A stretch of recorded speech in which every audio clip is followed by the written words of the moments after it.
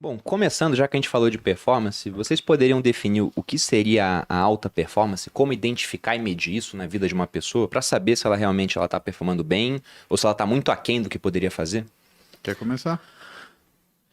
Eu li um estudo uma vez de um cara chamado Daniel Chambliss, que ele é um antropólogo e ele fez um estudo onde ele visou descrever, foi um estudo descritivo, a rotina de atletas olímpicos, que são pessoas que vivem numa alta performance, que conseguem alcançar tempos, conseguem alcançar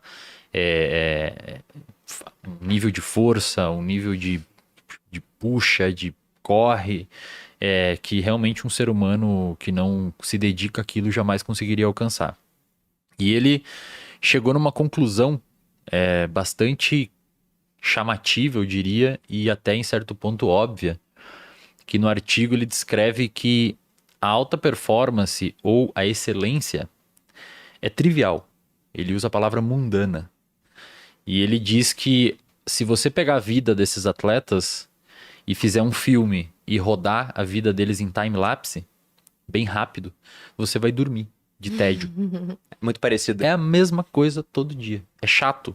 Você treina, você come, você descansa, você final de semana faz uma coisa ou outra diferente, aí você volta, treina, come, descansa, volta, treina, come, descansa. Então ele conclui com uma frase bem impactante que depois que eu li, e até de certa forma o Muzi tem uma bio no Instagram dele que acho que traduz isso também. Ele fala que a excelência nada mais é do que o amontoado de comportamentos que isoladamente nada tem de extraordinário ao Muito longo do bom. tempo. É comer, dormir, treinar. Se você pegar isolado, nenhum desses itens tem nada de extraordinário. Você não fez nada que depende de sorte, que depende de dar certo alguma coisa. É comer, dormir, treinar, estudar, comer, dormir, treinar, estudar. E você começa a transformar a excelência em uma coisa que você faz repetidas vezes, né? O hábito. Agora, você sabe que ao longo do tempo, Wesley, eu precisei entregar uma visão alternativa, porque eu fui chamado para dar uma aula sobre alta performance. E qual é o problema? O problema é que as pessoas elas não sabem como chegar na repetição Uhum, e o que repetir. uhum, E aí, o que foi meu raciocínio sobre isso? Meu raciocínio foi que, primeiro, alta performance, ela é o estado ou a situação onde você não consegue atingir uma Tá bom. função de excelência com apenas uma etapa só. Ou seja, não é uma coisa que no outro dia você acorda e você começa a fazer daquele jeito. É uma sequência, ou seja, uma estratégia elaborada para você fazer uma coisa extremamente simples. E o exemplo que a gente tem na vida, né? O simples é o mais complexo. Você pergunta, por exemplo, eu imagino a brincadeira que falam, né? Se você perguntar para um adulto como é que põe uma girafa na geladeira, o adulto não consegue te responder. Se você perguntar para uma criança, ele vai falar assim: abre a porta da geladeira, põe a girafa e fecha a geladeira. Se você virar para o adulto e perguntar como é que põe um elefante na geladeira, o adulto ele vira as costas. Se você perguntar para a criança, ela vai falar: abre a geladeira, tira a girafa, põe um elefante, fecha a geladeira. A questão é, o óbvio é o mais difícil. E o óbvio só é óbvio para nós porque a gente olhou muitas coisas. E isso é uma das coisas que a gente tenta conversar com as pessoas, e a rede social tem essa função, pelo menos para a gente, em relação ao que é essa capilarização da rede digital, para trazer esse óbvio, o óbvio ululante, né? Como algumas pessoas ainda gostam desse termo, porque ele está tão escondido entre sequências e pessoas que falam de dificuldades para vender facilidades, que, sabe, fica tudo muito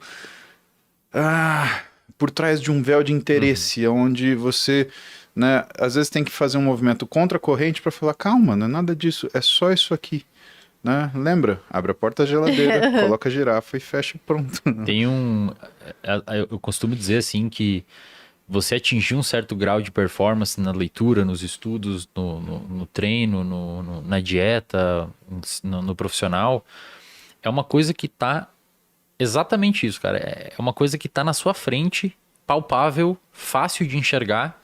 Só que pelo fato de ser tão simples, muitas vezes você ignora aquilo e acha que não é daquele jeito. Porque por vezes você quer um resultado mais rápido, ou você atribui ao fato da simplicidade uma uma incapacidade de gerar um desfecho produtivo para você. Quando um paciente chega, quando eu falo com alguém nas minhas aulas e tudo mais, as pessoas perguntam, cara, como que eu aprendo mais? Como que eu faço? O que que eu tenho que fazer? O que que eu tenho que tomar? É geralmente isso, cara, a pergunta. O que que eu tenho que tomar para conseguir aprender mais? Eu falo, cara, você tem que...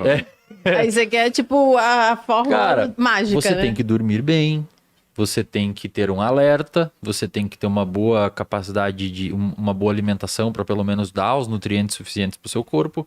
Você tem que estar organizado, porque a desorganização é mãe da procrastinação. Se você é uma pessoa desorganizada, vai ter mais chance de você procrastinar. Só que quando você fala isso para as pessoas elas têm uma tendência de achar que que elas já tentaram fazer aquilo e na verdade quando você for olhar elas não tentaram ou tentaram por 2, 3 dias e isso não é tentar, você nem deu tempo de conseguir que o seu corpo automatizasse alguma coisa ou outra. E as pessoas muitas vezes elas negligenciam o óbvio e tentam ir sempre para um lado mais elaborado, que acaba eventualmente caindo em psicoestimulantes, psicofármacos, estratégias mirabolantes de leituras de 200 páginas em 4 minutos, 5 minutos. Que pegar atalhos, né? Cara, não funciona, cara. Além não de ser o oposto da performance, né? Porque a Exato. performance é você conseguir fazer e conseguir ter o resultado. Imagina o seguinte, performance é ter um carro que chega a 300 por hora. Se ele fizer curva, não é performance, é suicídio. Então, dentro daquilo que a gente reconhece como performance, não existe só o conceito do fazer, existe o conceito do ganhar o benefício fazendo isso. E o benefício proporcional, né? A gente pega, por exemplo, tem muitas pessoas que elas travam guerras pírricas diariamente, né? Lembrando pra galera, né? Por que a gente chama de guerra pírrica, né? Porque Pirro-Céfiros foi um general que ele, para conseguir ganhar uma guerra, ele dizimou o exército dele, acabou com o exército dele. Então ele ganhou a guerra, mas ele acabou com o exército dele e ele ficou completamente indefeso depois disso. O que a gente vê as pessoas hoje? Para elas conseguirem fazer aquilo que elas acham que elas devem fazer, no intuito de obter aquilo que elas desejam, elas acabam com todos os seus recursos. Elas querem ficar acordadas 18 horas por dia. Elas querem, como é que eu consigo sobreviver dormindo 4 horas por dia? Ora, a gente fez isso, mas em situações de extrema necessidade, não por vontade.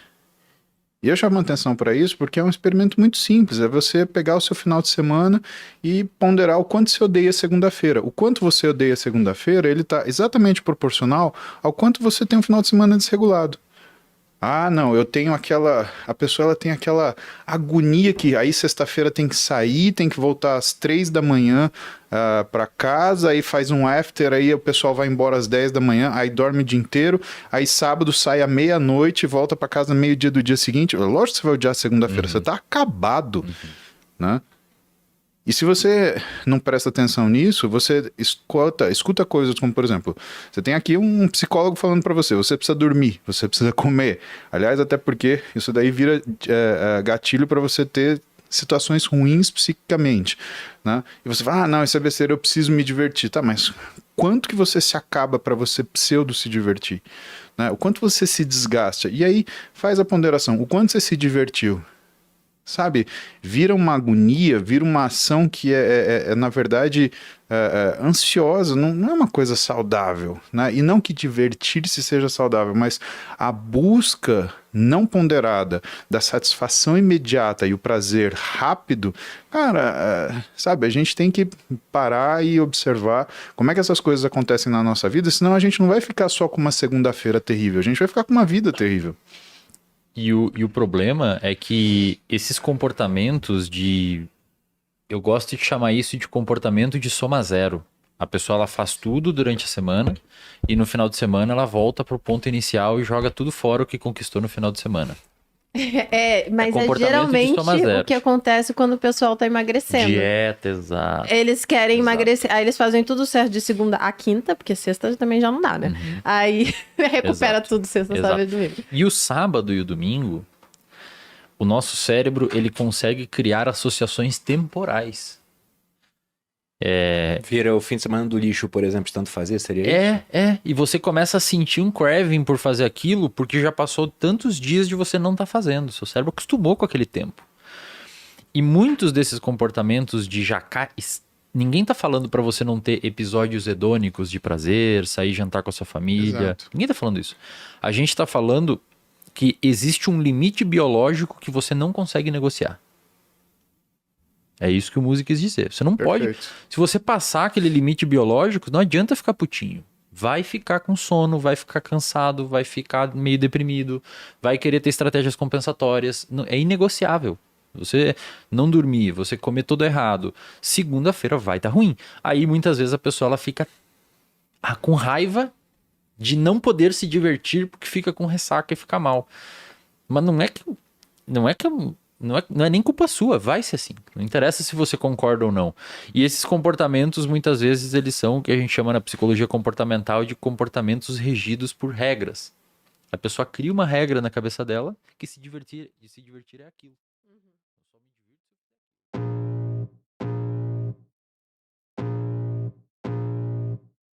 I can feel the blood creeping up from the heathens. Got will, got fight, got pride, got reason. If they wanna go eat, then you know I'm gon' feed them. If you're coming for me, hope you're ready for a demon. I got eyes in the back of my head, I'm seeing. Take me for granted.